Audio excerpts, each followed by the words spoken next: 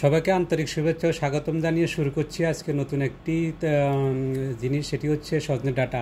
সজনে ডাঁটা চিনে না দেশে এমন কোনো মানুষ নেই, বাইরের গুণ সম্পর্কে হয়তো অনেকেরই অজানা। প্রায় 81টি ভিটামিন গুণসম্পন্ন এই সজনে ডাঁটাটি, তাই আমরা জানি না বলে অনেকে খাই না। সবাই তো বিভিন্নভাবে খেয়ে থাকেন। আজকে আমি নতুন একটি হাড্ডি দিয়ে এটি পাক করেছি, আপনারা চাইলে খেতে পারেন।